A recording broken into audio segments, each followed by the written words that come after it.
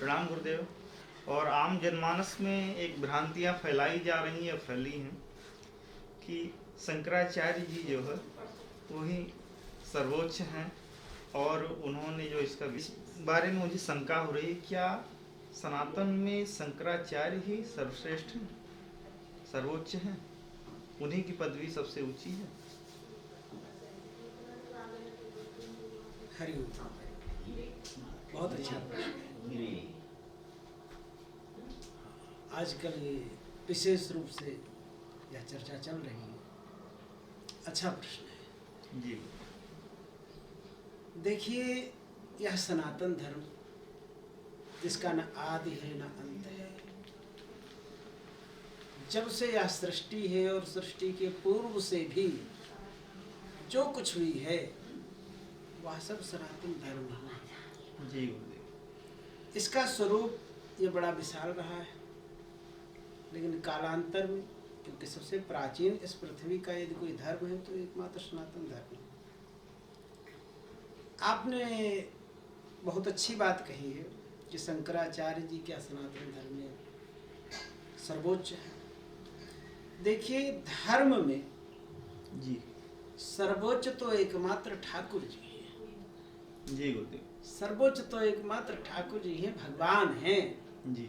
भगवान के अतिरिक्त सर्वोच्च कोई नहीं, कुछ नहीं। यदि भगवान के बाद हम किसी को सर्वोच्च कहते हैं तो ज्ञान देने वाला, भगवान से पहचान कराने वाला, उनसे मिलाने वाला, उनकी प्राप्ति का मार्ग बताने वाला जो संत है, जी, जिनको हम लोग गुरु महाराज के रूप में या विशेष श्रद्धा के कारण हैं सदगुरुदेव भगवान के रूप में जानते हैं, मानते हैं, श्रद्धा रखते हैं, तो विशेषकर हम लोगों को अनेक प्रकार की हम लोग उपासनाएं करते हैं, भगवान का भजन पूजन करते हैं। जो भी हैं, जिनकी भी परमात्मा में आसक्ति है, वो सब सनातनी है। जी।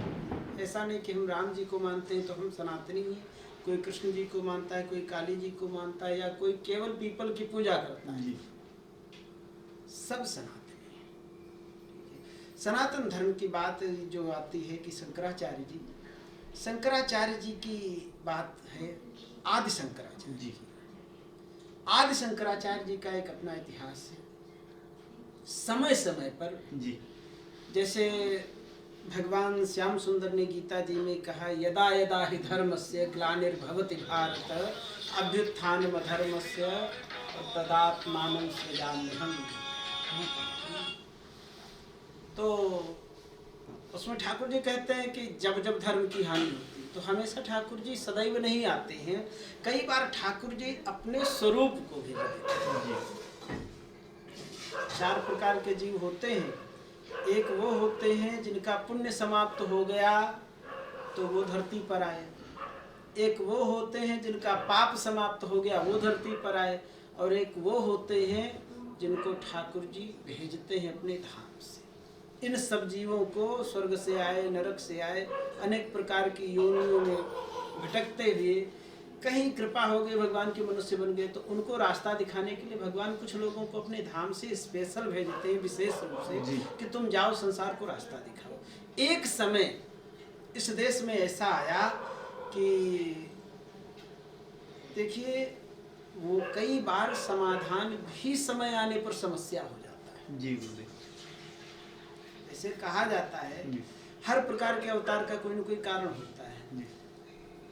बुद्ध भगवान है, बुद्ध भगवान का भी अवतार हुआ, और लिखा है शास्त्रों में क्यों हुआ, बोले जो असुर लोग बच गए थे देवासुर संग्राम में, तो उन्होंने कहा ये देवताओं का नाश करना है। अब देवताओं को जीत तो हम सकते नहीं, तो कलयुग में वो मनुष्य के रूप में आकर के और सनातन धर्म में हिंसा फैलाने लगे कि खूब बलि चढ़ाओ, भेंट चढ़ाओ, इससे देवता प्रसन्न होंगे। तो भगवान ने सनातन धर्म की रक्षा करने के लिए ही बुद्ध रूप में अवतार लिया, और ऐसे लोगों को एक अलग मत, एक अलग पंथ दिखा दिया कि तुम लोग इधर आ जाओ। जी। ठीक है, जिससे सनातन जो है विशेष रूप से धर्म सुरक्षित है। जी। लेकिन कई बार उसका भी बुद्ध भगवान के बाद मिसयूज होने लगा। जी। इतना बौद्ध धर्म फैल गया, राजा भी बौद्ध कि सनातन धर्म के जो विशेष सप्तपुरियाँ हैं उनमें भी उनका आतंक छा गया और चारों तरफ से उन्हीं का बोलबाला हो गया। मंदिरों का ध्वंस होने लगा, मूर्तियाँ तोड़ी जाने लगी, मंदिर बंद हो गए, संस्कृत का बोलबाला बंद हो गया, शास्त्रों को नष्ट किया जाने लगा। ऐसे समय में सनातन धर्म की रक्षा के लिए, क्योंकि ये मूल धर्म है, जी किसी के प्रति हिंसा की भावना नहीं, और इसीलिए इस धर्म की रक्षा के लिए भगवान शिव से देवताओं ने प्रार्थना की। भगवान शिव ही आदि गुरु शंकराचार्य जी के रूप में धरती पर आए। उन्होंने देखा कि संपूर्ण भारत भूमि बौद्धों से आक्रांत है।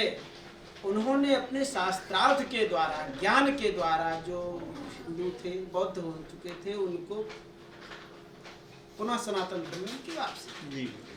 और उन्होंने जन जागरण के लिए ये चार धामों की यात्रा हर कोई करता है। जीवन में एक लक्ष्य होता है कि एक बार जीवन में हर हिंदू को चार धाम यात्रा करनी चाहिए। लेकिन क्यों करनी चाहिए? इसीलिए हम लोग करते हैं चार धाम यात्रा, क्योंकि उस काल में आदिगुरु शंकराचार्य जी ने रामेश्वरम भगवान, द्वारिकाधीश, जगन्नाथपुरी और बद्रीनाथ भगवान तो अलकनंदा के कुंड में विराजमान थे। उनकी स्थापना शंकराचार्य भगवान ने की और वहाँ पर भी एक अपना मठ बनाया, स्थान बनाया, गद्दी बनाया।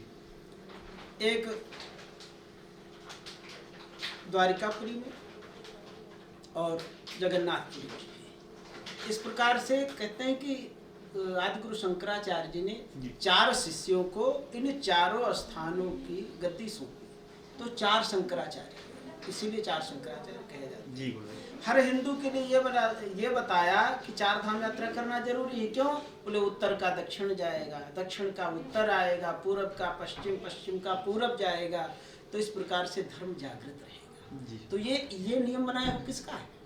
शास्त्र में चार धाम यात्रा का उल्लेख नहीं है। जी जी बिल्कुल गुरुदेव। ये संत का दिखाया हुआ मार्ग है और उसको हम लोगों ने इतना जीवन में धारण किया कि यदि हिंदू के घर में जन्म लिया है और सनातन धर्म का मानने वाला है और चार धाम यात्रा नहीं की तो उसका जीवन निरर्थक है, बेकार है उसका जीवन, ऐसा मानते हैं। तो वो आदि गुरु शंकराचार्य, उनके द्वारा स्थापित ये चार पीठ, और उन पीठों पर उसी परंपरा से जो शंकराचार्य होते आए उन्हीं की गद्दियां चलती हुई आ रही हैं अभी तक।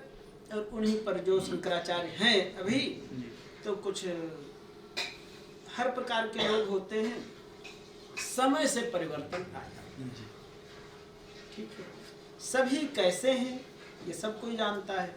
बहुत से अच्छे लोग भी होते हैं और कई बार, क्योंकि जो संत होता है, संत उस आसन पर होता है, एक आचार्य गुरु उस आसन पर होता है जिसके चार पाए हैं। वो चारों पाए हैं ब्राह्मण, क्षत्रिय, वैश्य, शूद्र। एक पाया भी कमजोर हुआ तो कुर्सी से नीचे गिरे, उसके लिए एक समान दृष्टि होती है। तो उस काल में शंकराचार्य भगवान के प्रति अत्यंत श्रद्धा के कारण, आदर के कारण, ये जो चार पीठों के शंकराचार्य हैं उनका विशेष सम्मान है। लेकिन शंकराचार्य भगवान थे वो, उन्होंने तो केवल शिव जी की स्तुति नहीं की, उन्होंने तो भैया गणेश जी की भी स्तुति की है, गंगा जी की भी स्तुति की है ना, भगवान कृष्ण की स्तुति की है, राम जी की स्तुति की है। हर प्रकार के सुंदर सुंदर दिव्य स्तोत्र हैं, उनकी दिव्य दिव्य रचनाएं हैं। और भज गोविंदम गोविंदम भज मूढ़मते, भगवान शंकराचार्य की रचना है ना, कितनी सुंदर रचना। तो अब हर कोई भगवान शंकराचार्य नहीं हो सकता, उनकी बात और थी। लेकिन उन्होंने विशेषकर, क्योंकि भगवान शंकर के अवतार थे, शैव मत का उन्होंने विशेष रूप से प्रतिपादन किया। एको ब्रह्म द्वितीयो नास्ति, इस सिद्धांत को लोगों को उन्होंने बताया। लेकिन ये बात एको ब्रह्म सोहम वाली बात, ये सबकी समझ में नहीं आती है ना। तो इसमें जो पंचदेव उपासना के अनुसार ये जो 5 प्रकार की परंपराएं हैं, जिसमें शैव भी हैं, वैष्णव भी हैं, शक्ति की उपासना करने वाले शाक्त भी हैं, गणेश जी की उपासना करने वाले भी हैं, सूर्य की उपासना करने वाले लोग भी हैं। लेकिन अन्य जो हैं अभी ये 3 विशेष रूप से दिखाई देते हैं। शाक्त तो लगभग हर कोई है, ज़्यादातर सबसे अधिक संख्या मिलती है शाक्त की, उसके बाद मिलती है शैव, यानी त्रिपुंडधारी लोगों की, जो जिन्होंने संन्यास आश्रम स्वीकार किया, उनकी संख्या मिलती है। और उस सबसे अधिक, उससे भी अधिक अब वैष्णवों की संख्या मिलती है। वैष्णव कौन?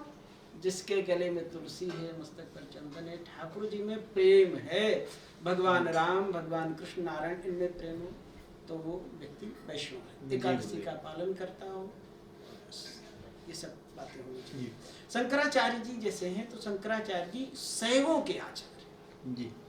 हम आदि शंकराचार्य की बात नहीं कर रहे हैं। वर्तमान के जो पीठ हैं, उनका अपना मत है, अपनी परंपरा है, अपना नियम कानून है, क्योंकि ये एक प्रकार से सनातन धर्म के उद्धारक रहे हैं आदि शंकराचार्य। तो उनके प्रति आदर होने के कारण हम वर्तमान शंकराचार्य का भी उसी रूप में दर्शन करते हैं और सम्मान करते हैं जी। इसका मतलब ये नहीं कि वो सनातन धर्म के सर्वे सर्वा हैं या वो सर्वमान्य है, क्योंकि इसमें वैष्णव लोग उस सिद्धांत को, सोहम के सिद्धांत को नहीं मानते जी। ये सिद्धांत कौन सा मानते हैं? बोले वो कहते हैं सोहम, वैष्णव लोग कहते हैं दास। वो कहते हैं जो ब्रह्म है वही तो मैं हूँ, लेकिन वैष्णव लोग कहते हैं नहीं, वो मैं नहीं हूँ, मैं तो दास हूँ। हम चाकर रघुनाथ के जन्म जन्म के दास, है ना, हम दास।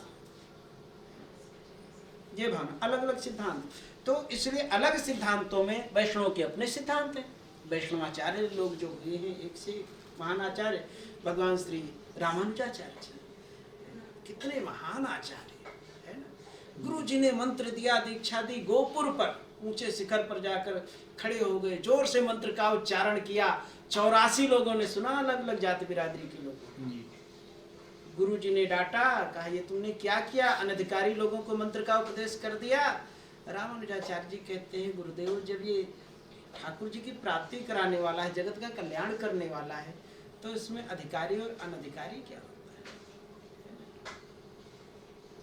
उसी परंपरा में, इसीलिए भागवत जी के महात्म्य में जो आता है ना, कि भक्ति महारानी नारद जी से कहते हैं, उत्पन्ना द्रविड़े साहम और वृद्धिम कर्नाटके गता। उसका कारण यही है, महान महान आचार्य, सुंदर सुंदर आलवार आचार्य, सब बहुत सुंदर सुंदर उनकी रचनाएं हैं, दिव्य भगवान की उपासना की परंपरा है। उससे उसी परंपरा में आगे चल करके जगत गुरु स्वामी रामानंद भगवान का अवतार, रामानंद स्वामी का अवतार हुआ, तो उनका भी एक अपना सिद्धांत है ना। रामानंद संप्रदाय में सबके लिए सर्वे प्रपत्ते अधिकारिणो मता, भगवान की शरणागति के सब कोई अधिकारी है, चाहे जो व्यक्ति हो, चाहे जिस जाति का हो, चाहे जिस वर्ग का हो, चाहे जो हो।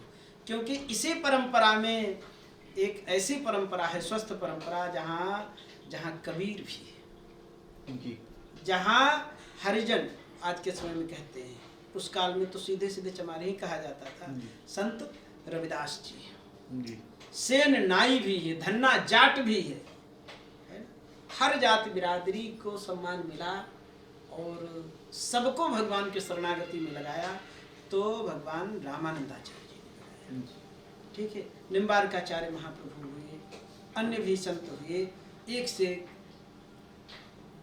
माधव संप्रदाय, माधवाचार्य भगवान, ये सब भगवान के विशेष अवतार थे। तो ये इनका महत्व शंकराचार्य से कम नहीं, क्योंकि इनके सिद्धांत को, इनके मार्ग को, इनके संप्रदाय को जनमानस ने सहर्ष स्वीकार किया है। इसलिए इनका, इन वैष्णवाचार्यों का महत्व किसी शंकराचार्य से कम नहीं।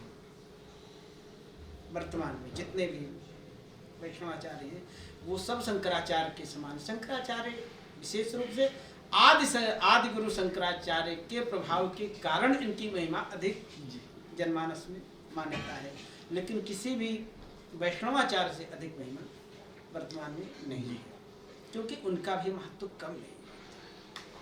कोई मुरली का अवतार है, कोई सुदर्शन का अवतार है ना, सब अलग अलग रूप से सब भगवान के धाम से आए। तो सनातन धर्म में इसीलिए इन संतों ने कभी भी ये नहीं कहा कि मैं सर्वोच्च हूँ। इन संतों ने तो कहा भैया सर्वोच्च तो भगवान है, भगवान की शरणागति स्वीकार करो, और भगवान की शरणागति का ही मार्ग सबने दिखाया है। चाहे जो संत हो, सबने ठाकुर जी की प्राप्ति कैसे होगी उसका एक मार्ग दिखाया। उसे हम लोग कहते हैं संप्रदाय, जी है ना। यानी विशेष रूप से भगवान की प्राप्ति का जो मार्ग है उसे संप्रदाय कहा जाता है। तो शंकराचार्य जी का महत्व है, उनका सम्मान है। शंकराचार्य भगवान की एक अपनी वो स्वतंत्र उनका चरित्र है, कभी अवसर मिला तो उस पर भी अच्छी चर्चा होगी। तो अभी आपके प्रश्न के अनुसार तो यही है कि यहाँ सर्वोच्च कोई नहीं, सर्वोच्च परमात्मा ही है। सर्वोच्च एकमात्र परमात्मा है। और या फिर परमात्मा के बाद यदि हम किसी को मानते हैं तो वो परमात्मा की पहचान कराने वाला, परमात्मा से मिलन कराने वाला, भेंट कराने वाला गुरु। गुरु की बात आती है तो ऐसा व्यक्ति, गुरु ब्रह्मा गुरु विष्णु, हर कोई जानता है ये श्लोक। हर व्यक्ति, हर शिष्य के लिए उसका गुरु ब्रह्मा विष्णु महेश स्वरूप है। जैसे हर स्त्री के लिए उसका पति भगवान रूप होता है। तो जैसे कोई स्त्री कहे हमारा पति तो भगवान विष्णु है, तो इसका मतलब ये नहीं कि संसार की सब स्त्रियां कहने तेरा पति भगवान विष्णु है। सबका पति भगवान विष्णु। जी गुरुदेव। ऐसे सबके गुरु भगवान के स्वरूप है, ठीक है। ऐसा नहीं कि विशेष व्यक्ति है, विशेष गद्दी पर बैठा है, विशेष धन संपन्न है, प्रभाव संपन्न है तो बस वही भगवान, ऐसा कुछ नहीं। गुरुदेव भगवान है, इसका मतलब गुरु नहीं कभी कहते कि मैं भगवान हूँ। जी। यदि गुरु कह दे मैं भगवान हूँ तो गुरु नहीं, पाखंडी ढोंगी, ऐसे गुरु का त्याग कर देना चाहिए। जी। गुरु कहे कि मैं भगवान हूँ, बच्चा तुम मेरी सेवा नहीं करते हो, तो वो पाखंडी। लेकिन शिष्य कहे नहीं गुरुदेव भगवान है, तुझे उसकी श्रद्धा है। गुरुदेव भगवान की